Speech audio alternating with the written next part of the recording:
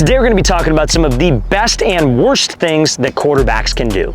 Now we're going to start off with one of the best things that quarterbacks can do, specifically in the pocket, and that is going to be moving with your front foot first when you are moving laterally. Now I know some of you are probably thinking, wouldn't that be one of the worst things that quarterbacks can do? And it's actually the opposite from what you've all probably been taught. So what everybody's been taught is, okay, like let's say I'm getting some type of B gap pressure. Remember guys, A gap is between the guard and the center, B gap is between the guard and the tackle, and C gap is outside the tackle. So if I'm sitting here and I'm getting pressure to the B gap, which is in front of me, a lot of quarterback coaches teach, oh, step with your right foot first, aka your back foot. So if you're a righty, that would be with your right foot, because when you step to the right, you could just open up and then throw right after. That's actually incorrect, you guys. Yes, you could throw off of one step, but mechanically, you're gonna be in an inefficient position, and I'll explain why. So as a quarterback, all of our power is generated from my hips, my core, and my back leg, but it's not necessarily about just rotating all at once with my hips, my core, and my back leg.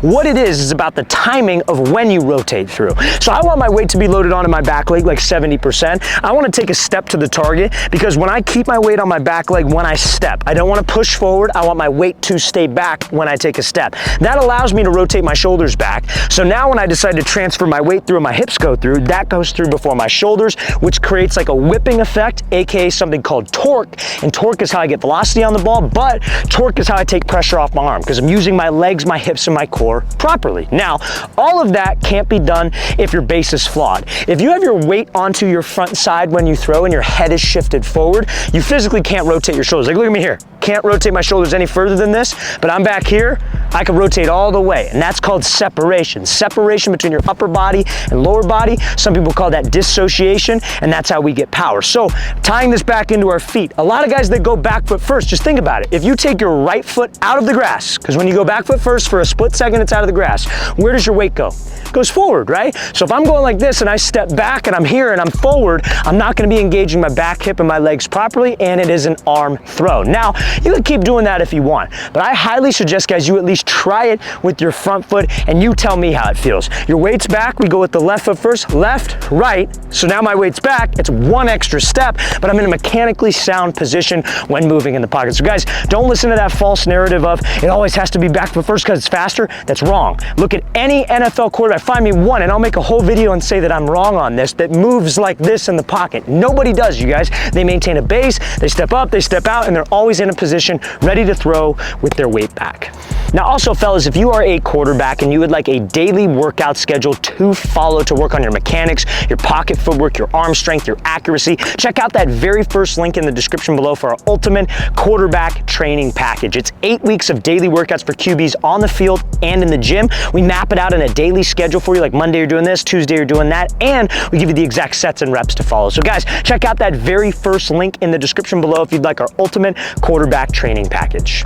Now let's talk about one of the worst things that quarterbacks can do, and that is going to be preloading their front shoulder in their throwing motion. So guys, remember we talked about it in the first clip when we were referencing pocket movement, but we talked a little bit about a mechanical sequence for quarterbacks. Remember, we want to have my weight loaded on my back leg, and when I step to the target, I want to maintain some weight on my back leg. So what can I do with my shoulders? I can rotate them back. If all of my weight shifts forward, I can't rotate my shoulders back. So what ends up happening is that this front side rotates, my front elbow pulls through, and my elbow and shoulder are ahead of my hip in the motion, essentially me pushing the ball, which puts a ton of pressure on my elbow and on my shoulder. Remember, we want my hip to clear through before the shoulder and before the ball. That is probably the main key for everybody when it comes to their mechanics, is getting to that position. And we can't get there without keeping my weight back, stepping to the target, rotating my shoulders back, and then transferring my weight before this. Now, this is where a lot of quarterbacks go wrong. In the pocket, they've been told, hold the ball by the ear, put it on your right pec, have your front shoulder loaded to the target. So here's the problem, guys. When your front shoulder is essentially already rotated back before you have taken a step with your front foot, we're not gonna go like this. We're not gonna pull your elbow way behind. So the only option you have is to open. And when you open, your weight shifts forward, your hips and your shoulders end up coming through before your hip because your front side is ripping open too soon. So guys, when we throw, you should have the ball in the middle of your chest, relax your front shoulder. If I'm throwing to a target, I wanna rotate as I step, so when my weight stays back, my hips can clear before. If I'm here and I'm loaded and I rip open, shoulders end up going through before the hips, which can lead to a decrease in accuracy, arm strength, and puts more pressure on my arm. Now, one of the best things that quarterbacks can do to throw a consistent spiral has to do with their index finger. So one, you don't want a low index finger, because when your index finger is low, really close to like your middle finger, I would say, is when you let go of the ball, the last like kind of fingers to touch the ball would be your ring finger and middle finger, which is not your spiral finger. The last finger to touch a ball when you throw it should be the index finger, because that's like your flick finger in a sense. So you don't want to have a low index, you want to have a high index, and apply a little bit more pressure to the ball with the index finger. Now, my high index, I don't mean like up here, like you're stretching your hand. Be comfortable with it, but try to apply just slightly a little bit more pressure so that finger can be the last one to touch the ball when you release it to get a nice, clean, consistent spiral. Now, one of the worst things that quarterbacks can do, and this has to do with throwing on the run, is the same thing, loading your front shoulder to the target while you're on the move. So let's say, for example, I take like a 3-step drop, I get pressure, I got to step up in the pocket, I got to get out of the pocket, and let's say I got a receiver who's open. But as a quarterback, you're only comfortable throwing on the run, load shoulder, and then throw. That's wasted motion, and it's going to be wasted time. I'm telling you this right now, guys. I was a player, my quarterback coach in high school, anytime that we would work throwing on the run, he would always tell me, roll out to the left, load your shoulder, take choppy steps, and then throw. But I tell you this, the second I got into a game time situation or a live practice situation where I was getting chased, you don't have the freaking time to load your shoulder, chop your feet, and then throw. You have to just get it out of your hands. So while we're training, while you're working throwing on the run, I want your shoulders to be relaxed. I'm all for rotating your shoulders, but it needs to happen when you step to the target. In the pocket, you're open with your shoulders, you step to the target, and you rotate back as you step, right? On the run, it's just a different step. You step with your throwing side foot. So I'm rolling out to the left, we step with our throwing side foot, your shoulders want to be relaxed, but you rotate them back as you step with that right foot. So now, shoulders are back, hips are going forward, and you could shoot through. It's more consistent, it's going to get you a little bit more velocity on the ball, and it's not wasted motion of having to load up, chop your feet, and throw, which is not game realistic.